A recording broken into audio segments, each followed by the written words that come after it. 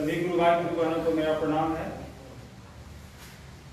आज हर शुक्रवार की भांति साहब फिर आप लोगों से बात करने आए हैं फेसबुक लाइव के माध्यम से। हम आप लोगों से अनुरोध करेंगे कि जितने भी गुरु भाई गुरु बहन जुड़े हैं इस वीडियो को शेयर करें ताकि ज़्यादा से ज़्यादा लोग साहब की बात को सुन सकें, समझ सकें। और हर बार आप लोगों से अनुरोध करते हैं हम लोग कि इस बार भी जो शारीरिक दूरी है उसको बनाकर रखेंगे। अगर आप लोग कहीं परिवार में भी लाइव देख रहे हैं तो आपस में दूरी बनाकर रखें ताकि जो ये कोरोना महामारी है इसके प्रति जो सरकार ने गाइडलाइंस दिया है, जो सरकार ने निर्देश दिए हैं उसका पालन हो सके। इस महामारी की वजह से न तो कोई कार्यक्रम आयोजित हो पा रहे हैं, ना साप्ताहिकी हो रही है, ना कोई जिला स्तर का कार्यक्रम या कोई भी बड़ा शिव चर्चा का कार्यक्रम नहीं हो पा रहा है। इस वजह से गुरु भाइयों से भी साहब की मुलाकात नहीं हो पाती है। इच्छा तो सबकी होती है, साहब की भी है, आप लोगों की भी है कि मुलाकात हो, आप लोगों से बात हो। लेकिन अभी तत्काल यही एक माध्यम है हमारे पास, जो सोशल मीडिया के माध्यम से आप लोगों से रूबरू होते हैं साहब, कुछ बातें करते हैं। आप लोगों का कुछ प्रश्न आया हुआ है, जिज्ञासाएं आई हुई हैं, जो है तो सैकड़ों की संख्या में। फेसबुक लाइव पे भी आप लोग लिखते हैं लेकिन संभव नहीं होता है क्योंकि हजारों की संख्या में मैसेजेस रहते हैं। व्हाट्सएप पे भी आता है, सबका जवाब देना संभव नहीं है और सबको पढ़ पाना भी संभव नहीं हो पाता है। धीरे धीरे हम लोग इसको विकसित कर रहे हैं। एक टीम हमारी IT की बन रही है जो आपके सवालों का जवाब देने की कोशिश करेगी हर संभव साहब के माध्यम से। साथ ही एक अनुरोध करना चाहेंगे हम शिव शिष्य परिवार, शिव शिष्य हरिनाम फाउंडेशन और वैश्विक शिव शिष्य परिवार की ओर से कि इस काल में, कोरोना काल में संस्था के पास धन का अभाव है क्योंकि व्यवस्था चलानी है। हमने पूर्व में भी आप लोगों से मदद मांगी थी व्हाट्सएप के थ्रू, ग्रुप के थ्रू, जो भी व्हाट्सएप ग्रुप है उनके थ्रू कई लोगों ने मदद की भी है, हम उनका आभार प्रकट करते हैं। ठीक है, हम एक बार फिर आपसे अनुरोध करेंगे कि यहाँ मुख्यालय में आपकी तरह कई एक गुरु भाई बहन काम करते हैं जो आपकी पूरी मुख्यालय की व्यवस्था देखते हैं, संस्था का कार्यालय देखते हैं। आप जो ये फेसबुक लाइव देख रहे हैं इसके पीछे इन लोग की मेहनत काम करती है। सारे यहाँ जितने भी लोग काम गुरु भाई गुरु बहन काम करते हैं। तो आप लोगों से अनुरोध है कि संस्था को मदद करें। उसके लिए कोई निश्चित नहीं है, जितनी भी आपकी क्षमता है उतने से ही मदद करें। ऑनलाइन ट्रांसफ़र आप कर सकते हैं, आप हमारे अकाउंट में डिपॉजिट कर सकते हैं। व्हाट्सएप के थ्रू आप लोगों के पास हम लोगों ने अकाउंट डिटेल्स भेजे हैं, जो हर एक पैसे की सहयोग राशि की आपको दान की रसीद दी जाएगी, उसका आप इनकम टैक्स में लाभ ले सकते हैं। तो पुनः इस अनुरोध के साथ कि आप लोग के सहयोग की आकांक्षा है, अनुरोध है। आपके बीच साहब हैं, हम कैमरे के पीछे खड़े गौतम जी से अनुरोध करेंगे कि साहब तक कैमरा पहुंचाएं। आप सबको फिर प्रणाम।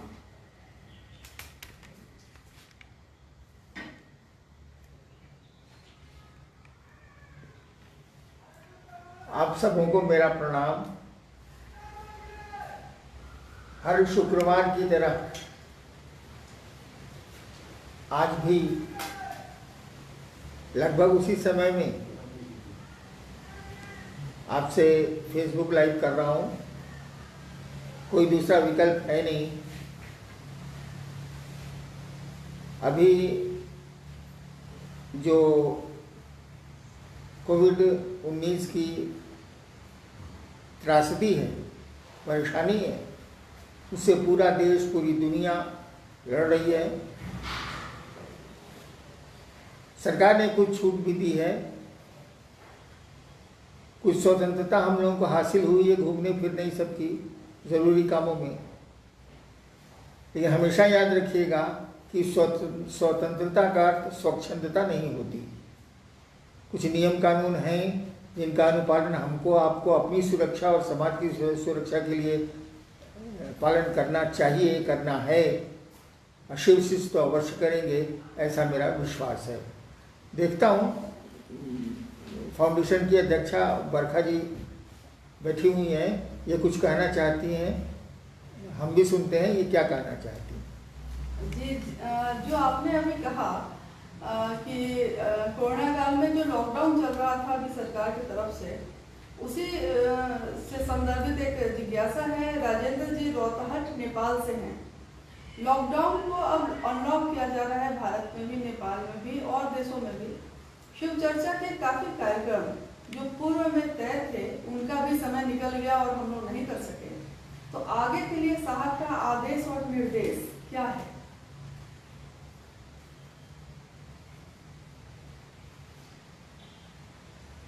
देखिए, व्यक्ति को परिस्थितियों और स्थितियों के अनुरूप चलना पड़ता है।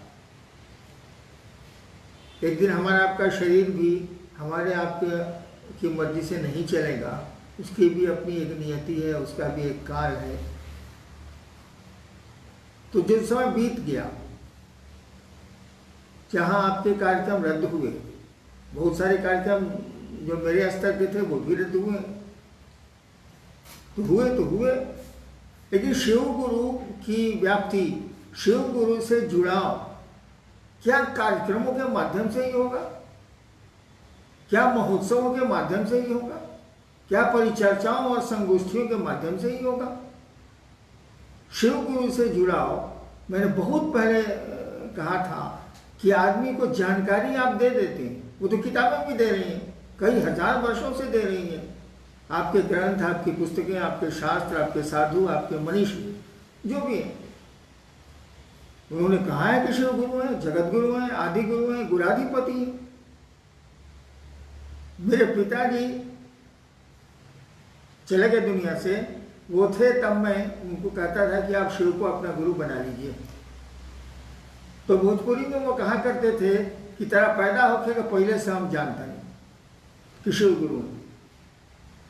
मैं आपकी बात क्यों मानूं?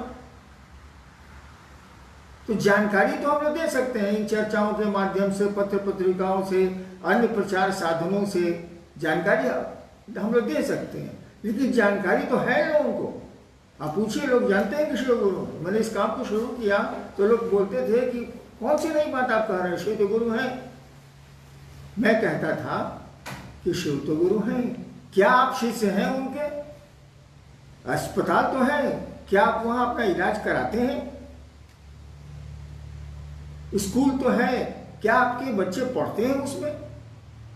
स्कूल के होने से क्या हो जाएगा? ये जानकारी आपको क्या? जानकारी तो है, मुझको बगल का एक डॉक्टर मेरे रहता है जो बहुत अच्छा डॉक्टर है, और मैं दर्द से परेशान हूं, कभी उसको दिखाया नहीं जाता।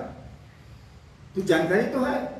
तो ये जानकारी कि शिव गुरु हैं, आदि गुरु हैं, जगत गुरु हैं, ईश्वर हैं, महेश्वर हैं, बहुत जानकारी है हमारी किताबों में।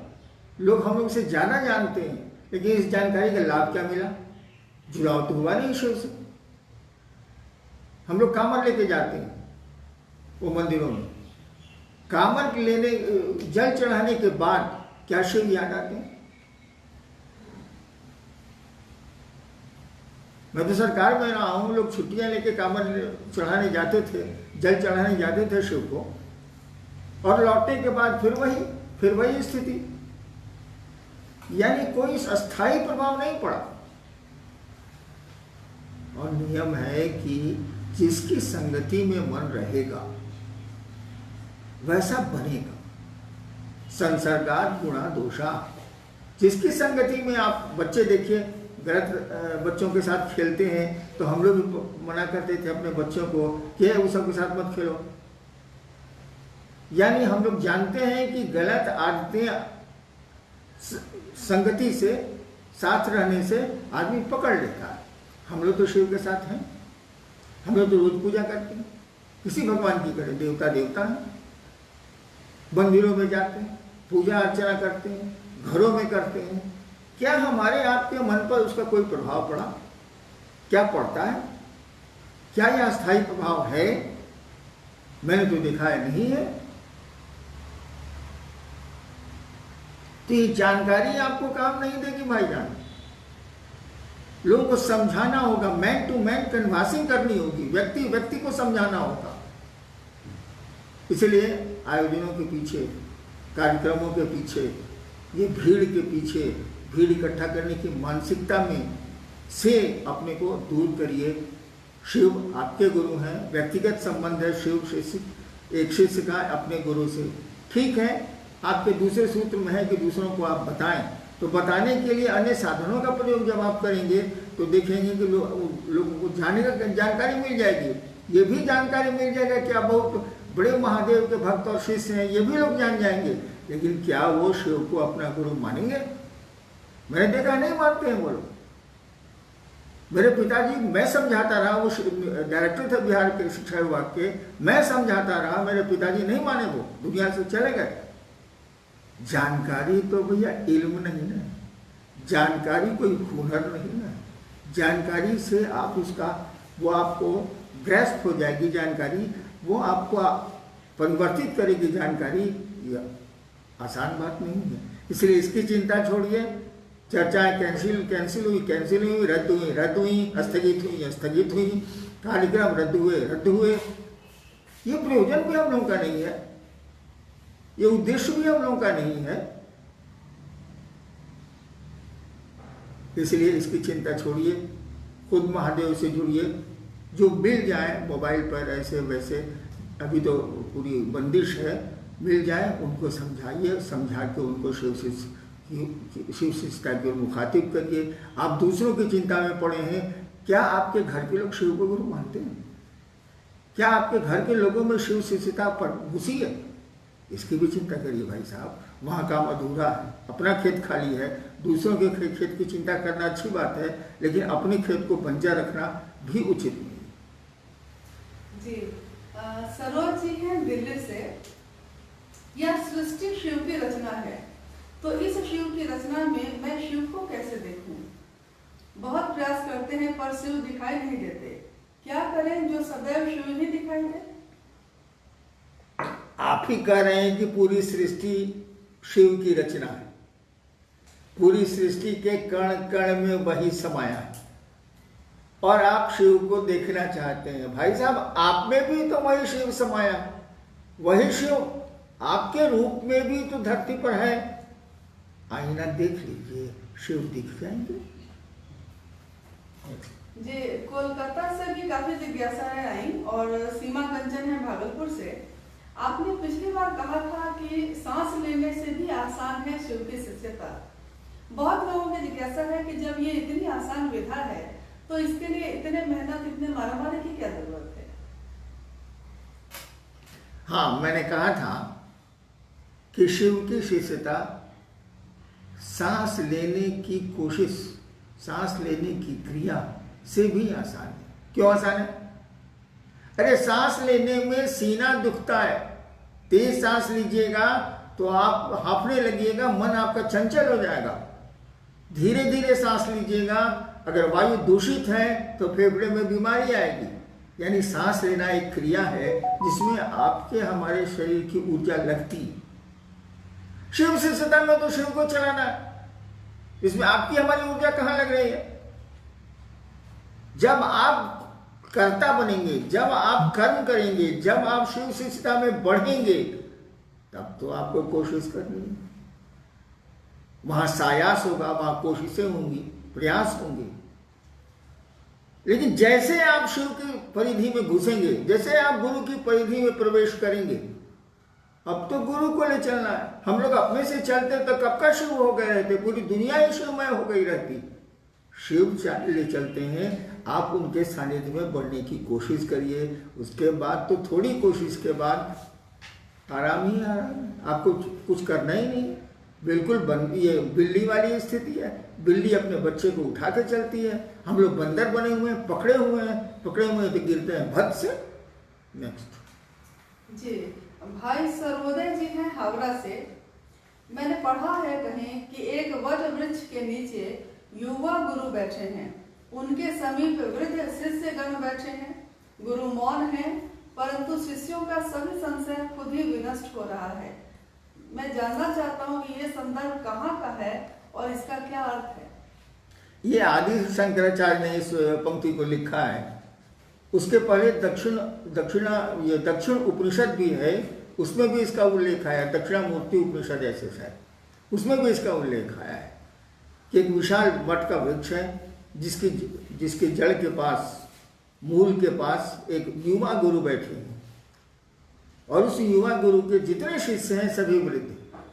सबसे आश्चर्य की बात है कि वह युवा गुरु कुछ बोलते ही नहीं, तब भी उनके शिष्यों का संशय पल प्रतिपल छिन्न हो रहा है, खत्म हो रहा है। मौन ने आपको क्या क्या समझाया है भाई साहब, और बोल के हम लोग क्या समझे? मौन जितना समझा सकता है ठीक है, मौन को पकड़ना थोड़ा कठिन है, शब्द पकड़ में आते हैं, सूक्ष्म शब्द भी असुविधाओं से पकड़ में आते हैं, लेकिन मौन को पकड़ना कठिन है, इसीलिए बोलना पड़ता है। नहीं तो बोलने की जरूरत ही नहीं है, मौन संभाषण ही दूसरों को प्रेरित कर देगा। शिव तो कुछ बोलते ही नहीं, बोलने की जरूरत ही नहीं, प्रकृति कुछ बोलती ही नहीं, पूरे कार्यक्रम चल रहे हैं, सब कुछ चल रहा है, कुछ टूट रहा है, कुछ बन रहा है, प्रकृति कहाँ कुछ बोल रही है? वह परमात्मा भी नहीं बोलता है, बोलने की जरूरत ही नहीं है, और बोलने से काम चलता है, करना पड़ता है। प्रकृति करती है, वो शिव करता है, वह परमात्मा करता है, गुरु भी करते हैं। भाषणबाजी से गुरु का काम नहीं चलता है। हाँ, शब्दों को पकड़ना हमारे आपके लिए आसान होता है, इसीलिए गुरु शब्दों का सहारा लेते हैं, लेकिन शब्दों के सहारे शिव तक नहीं जाया जा सकता। शब्द पहले ही खत्म हो जाते हैं। वो आकाश तत्व की तन्मात्रा है, वो शिव, वो भगवती शिव तो उस पांचों तत्वों से बहुत ऊपर हैं, कैसे शब्दों से पकड़ाएंगे? मैंने कहा भी था कि नमः शिवाय आपको शिव से नहीं मिलेगा, शिव के एरिना में, शिव के क्षेत्र में फेंक सकता है, जा नहीं सकता। जी, बहन चांदनी है पटना बिहार से। मेरे गुरु शिव हैं, जब भी मुझसे शिव गुरु संबंधित जिज्ञासा पर बोलने के लिए कहा जाता है, मैं घबरा जाती हूँ, मैं ज्यादा बोल नहीं पाती, तो लोग मेरा भाव मापते हैं, कहते हैं मुझ में मेरे गुरु शिव के प्रति भाव और दर्द नहीं है। क्या ज्ञान होना ही शिव के प्रति दर्द और भाव दर्शाता है? ज्ञान होना शिव के प्रति दर्द दिखलाता है, ऐसा बिल्कुल नहीं। ज्ञान मस्तिष्क से पैदा होता है, समझ दिमाग से पैदा होती है, और भाव दिल से पैदा होती है, हृदय का पक्ष भाव। तो आपके भाव को वे ही पकड़ेंगे जो भाव से युक्त हैं, भाव से जुड़े हुए, जिनके पास भाव है वो पकड़ लेंगे। लेकिन जिनके पास दिमाग है, जो बोली को पकड़ते हैं, शब्दों को पकड़ते हैं, भाषणबाजी को पकड़ते हैं, वो कहां से पकड़ेंगे? इसलिए दोष आपका नहीं है, दोष बोलने वालों का है, उनके पास भाव की कमी है। उनको समझाइए कि अपना भाव आप ठीक करें, अपनी मन की बात को, अपने मस्तिष्क की बात को दिल में ले जाएं, उस विचार को दिल में उतारें, विचार को दिल में उतारेंगे तभी भाव बनेगा। भाव पकड़ में आचरण से आएंगे, ऐसे नहीं आएंगे।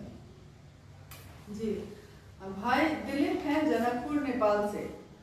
हम कभी कहते हैं कि मन नहीं है, शिव चर्चाओं में भी बहुत बार हम लोग के साथ ऐसा हुआ कि कभी कहते हैं कि मन नहीं है, कभी कहते हैं दिल नहीं कर रहा है। तो ये मन और दिल क्या दोनों अलग चीजें हैं, और ये क्या है? मन तो एक अदृश्य मशीन है, विचारों को पैदा करने की अदृश्य मशीन है। उसको आपका चिकित्सा विज्ञान आपके शरीर में नहीं ढूंढ सकता है। हाँ, ब्रेन ढूंढ लेगा, मन नहीं मिलेगा। हम लोग कहते हैं कि हम लोगों का आज मेरा मन दुखी है, मैं बाजार नहीं जाऊंगा, या हमको आज मीठा खाने का मन नहीं है, कुछ नमकीन है तो खिलाओ, बोलते हैं। यानी आप मन भी नहीं है, शरीर तो नहीं ही है। शरीर के कई अंग बदल दिए गए चिकित्सा विज्ञान के द्वारा आज तक, लोगों के खराब हो जाते हैं तो बदले जाते हैं। हम मन भी नहीं है, तभी न कहते हैं कि मेरा मन आज नहीं है इस काम को करने के। यानी जैसे हम लोग कहते हैं कि हमारी चप्पल टूट गई है, तो भाई चप्पल टूट गई तो आप चप्पल है, आपका मन दुखी है तो आप मन तो नहीं है। मेरे घर की दीवार खराब हो गई, अब दीवार है, घर की दीवार है, आपके घर की दीवार, वैसे आप बोलते हैं मेरा मन आज दुखी है, तो आप मन नहीं।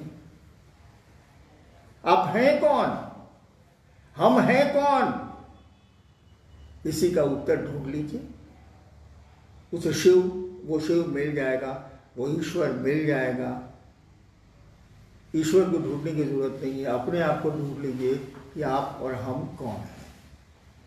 कठिन है, अपने में अपनी तलाश करना कठिन है, इसलिए शिव के पास जाइए, वो गुरु भी हैं, उनको अपना गुरु मानिए, शिष्य भाव दीजिए, ड्रामा बंद कीजिए, शिष्य भाव दीजिए, तभी सही स्थिति का पता चलेगा। तभी आपको पता चलेगा कि आप हैं कौन। कुछ नहीं है, हम आप मात्र उसी शिव के एक रूप हैं जो जगत में तमाशा कर रहा है, तमाशा करवा रहा है। जी जी, बहन दुर्गावती हैं कोलकाता से। गुरु की जब गुरु शब्द का जब जिक्र होता है तो लोग उदाहरण में बोलते हैं कि ये तन विष की बेलरी, गुरु अमृत की खान, शीश दिए जो गुरु मिले तो भी सस्ता जान। इसका अर्थ क्या हुआ? हम स्कूल के मास्टरों में हो बात। यानी ये जो शरीर में आत्मा आई है, वो प्राण आया है, ऊर्जा आई है, तो यहां तो भोग है, दुख है, सुखानुभूति भी है, दुख भी है, परेशानियां भी हैं, बंदिशें भी हैं। तो कहा जा रहा है कि ये जो शरीर है या तन, ये जो मानव शरीर है, वो तो भाई दुख की लता है, बेलरी है। गुरु अमृत की खान, गुरु के पास जब आप जाएंगे, गुरु से आप जुड़ेंगे, तो वो अमृत आपके जीवन को परिमार्जित करेगा, शुद्ध करेगा, और व्यक्ति फिर इस जन्म मरण के बंधन से मुक्त हो जाए। जी, भाई आशीष जी हैं पूर्णिया से। शिव गुरु अपने शिष्य को शब्द से निशब्द की ओर ले जाते हैं, ऐसा सुना है। तो क्या कहीं ऐसा तो नहीं कि समय के अंतराल में शिव शिष्यता का दूसरा सूत्र, शिव गुरु की चर्चा का चलन कम हो जाएगा? ऐसा नहीं, कम होगा। कम होगा तब जब आदमी बात करना छोड़ देगा। घरों में बात करना, बाहर बात करना, पत्नी से बात करना, बच्चों से बात करना, जब ये बंद होने लगेगा तभी शिव चर्चाएं बंद होंगी, क्योंकि चर्चा भी गप है। मात्र अंतर गप और चर्चा में यही है कि गप निरुद्देश्य होते हैं और चर्चा एक उद्देश्य के लिए होती है कि सामने वाला शिव को भी, शिव की ओर चले, शिव को अपना गुरु माने, और यह बात हमको भी दिमाग में प्रवेश करे, मन में प्रवेश करे कि मैं शिव का शिष्य हूँ, मुझको भी शिव गुरु की ओर चलना चाहिए, शिव गुरु के आश्रम में पढ़ना चाहिए। ये कभी बंद नहीं होगा, चर्चाएं चलती रहेंगी, धीमी तेज चलेंगी। हाँ, अपनी सीमाओं में चलेंगी, जैसी परिस्थितियां होंगी, जैसी स्थितियां पैदा होंगी उसमें चलेंगी, बंद नहीं होंगी। आदमी का बोलना थोड़ा ही बंद होगा, जब बोलना ही बंद हो जाएगा तब चर्चाएं बंद हो जाएंगी, जो होगा नहीं। जी, बहन सपना है पटना सिटी बिहार से। हाँ, एक बात छूट गई, गुरु शब्द से निशब्द मिले जाते हैं। जी, आपने सुना है आकाशवाणी कैसे होती? वहां शब्द नहीं होते,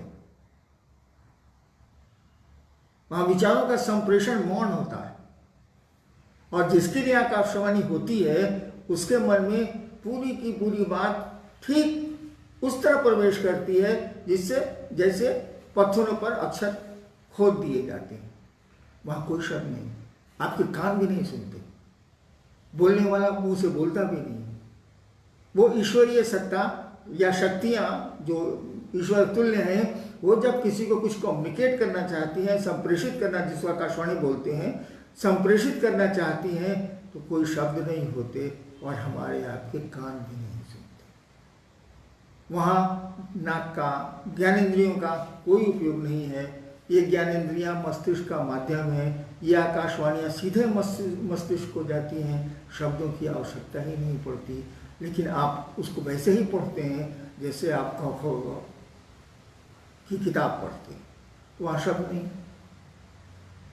शब्द ध्वनि की तरंगे हैं, ध्वनि तरंगे जब एक लेवल के बाद बंद होंगी तो ये भी बंद होंगी। जी, बहन सपना रानी पटना सिटी से हैं। हम 3 सूत्र करते हैं, जिसमें तीसरा सूत्र है नमः शिवाय से शिव को, गुरु को प्रणाम करना, और इसके बारे में कहा जाता है कि ये प्राण मंत्र है। तो ये प्राण मंत्र कैसे है, इसका अर्थ कृपया समझाने की दया करें। प्राण मंत्र यानी वो आपके जीवन का सब कुछ है, वो जपकर्ता के जीवन का सब कुछ है। कोई भी मंत्र जब निरंतर आपको अपना बनाता जाता है या आप उसको अपना बनाते चले जाते हैं तो वो परिवर्तित हो जाता है प्राण मंत्र में। उसी को कहा जाता है प्राण मंत्र, यानी उसके अलावा किसी मंत्र की कोई कीमत नहीं होती।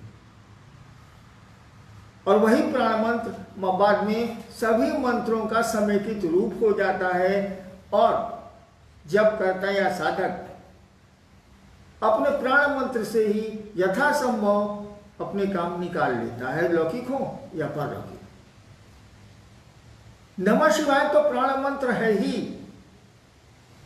क्योंकि मंत्रों का नियम है कि ये देवताओं का नाम है।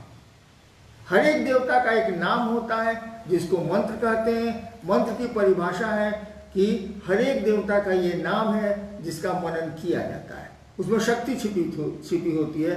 मंत्रों में चैतन्य छिपा होता है। मंत्र तो शब्द है, वर्ण है। मंत्रों में शक्ति छिपी होती है, मंत्रों में चैतन्य छिपा होता है। शब्दों में अर्थ छिपा होता है, चैतन्य छिपा होता है। आप किसी को गाली दे दीजिए, ये तो शब्द है, लेकिन इसके परिणाम बड़े बुरे होंगे। देखिए, उस मंत्र के, उस गाली के चैतन्य को वो आदमी जानता है, इसलिए लाठी लेके आपके ऊपर पड़ गया। अगर मंत्र के चैतन्य को नहीं जानता, मंत्र के अर्थ को नहीं जानता, कोई प्रभाव नहीं पड़ता। ठीक उसी तरह से हर एक मंत्र का एक देवता होता है, देवताओं का नाम है, शक्तियों का नाम है, और उल्टा हर एक नाम का एक देवता, हर एक नाम का एक देवता होता है, हर एक देवता का एक नाम होता है। मंत्र देवताओं के नाम है, उनके बीच में, उनके स्वरूप में शक्ति छिपी होती है, चैतन्य छिपा होता है, अर्थ छिपा होता है। कोई भी मंत्र जो आपको बहुत ऊपर खींचता है, जितनी उसकी सीमा, उस देवता की सीमा, मंत्र उतनी ही दूर तक ले जा सकते हैं जितनी दूर तक उस देवता के, मंत्र के देवता की सीमा है, उसके ऊपर नहीं ले जा सकते। नमः शिवाय तो शिव का मंत्र, वो तो महेश्वर है, ईश्वर है। तो हमने कहा कि नमः शिवाय प्राण मंत्र है, ये आपको शिव तक ले जाता है। ये शिव का मंत्र है, शिव से जुड़ा हुआ है। तो शिव से जुड़ा हुआ है यानी सबसे बड़ी सत्ता से जुड़ा हुआ है, तो मंत्र तो बड़ा होगा ही, महामंत्र होगा ही, मंत्रों का राजा होगा ही। और इसी को प्राण मंत्र भी बनाना चाहिए, क्योंकि शास्त्र बहुत पहले से कह रहे हैं कि नमः शिवाय प्राण मंत्र है।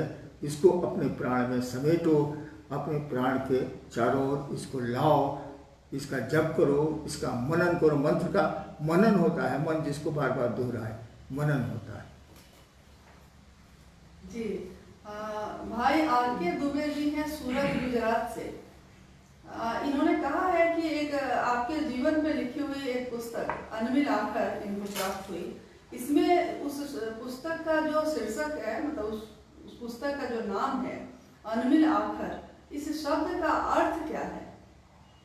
सीधा है, अनमिल जो मेल नहीं खाता है। अनमिल अवधी भाषा है, अनमिल जो मेल नहीं खाता है, बिना मेल के है। आखर माने अक्षर, अक्षर को अवधी भाषा में कहा जाता है आखर। अनमिल आखर ऐसे अक्षर हैं, ऐसे वर्ण हैं जो मेल नहीं खाते। आदमी को लगेगा कि उटपटांग है ये सब कुछ। इसको कहते हैं अनमिल आखर, यानी अक्षर बेमेल।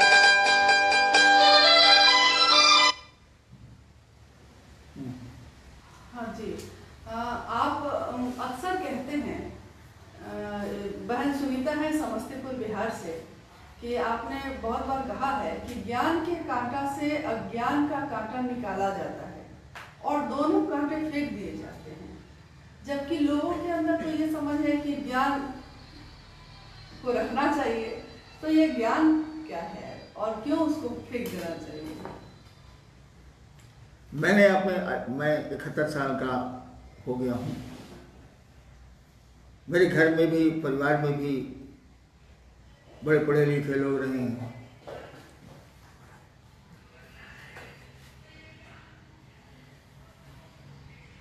बड़े पढ़े लिखे लोग रहे हैं। मैंने देखा है कि उनका ज्ञान उनके लिए कांटा बन गया है, कंटक हो गया है, और बाकी चीजें तो धीरे धीरे आपकी खत्म हो सकती हैं। जैसे पहलवानी का शौक बहुत दिनों तक नहीं चलेगा, क्योंकि बाद में गठिया हो जाता है, रोग हो जाते हैं शरीर से। फिर मैंने एक बहुत बड़े पहलवान से मैं मिला, आया था मुझसे मिलने, बेचारा सीढ़ियों पर नहीं उतर पाया। मैंने पकड़ के दूसरों से उनको सीढ़ियों पर उतरवाया।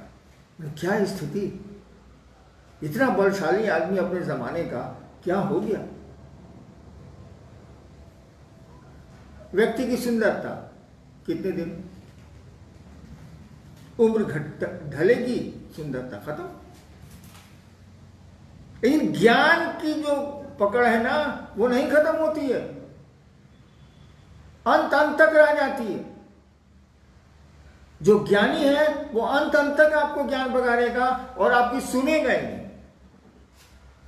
इसीलिए ज्ञान के कांटे से अज्ञानता तो और बुरी चीज है, ज्ञान के कांटे से अज्ञानता का कांटा निकाला जाता होगा। आपने देखा हो या नहीं देखा हो, देहात में जब लोग पाँव पैदल चलते थे और बबूल वगैरह का कांटा पाँव में गड़ जाता था, तो दूसरे बबूल के कांटे से उस कांटे को निकाला जाता था।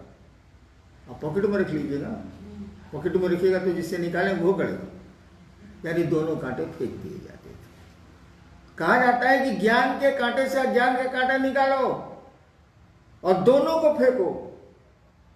ज्ञान कोई काम नहीं देगा, सब बेकार हो जाता है।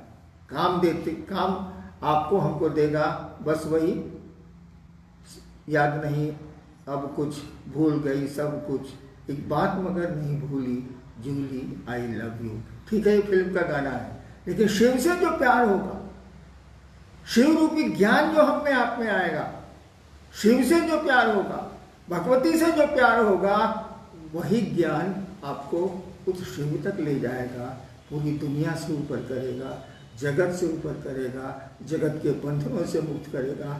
बाकी ज्ञान तो चुभेगा और ऐसा चुभेगा कि मरने की स्थिति में भी नहीं निकलेगा। वो अज्ञान तो निकल जाएगा कांटा, ज्ञान का कांटा नहीं निकलता है, बहुत ज़्यादा दर्द देगा, मरने तक ये दर्द देता है, क्योंकि मात्र शिव का ज्ञान ही जो दया से भींगा होता है, मात्र शिव रूपी ज्ञान ही हमको आपको आनंद देता है, आनंदित करता है, परमानंदी बनाता है।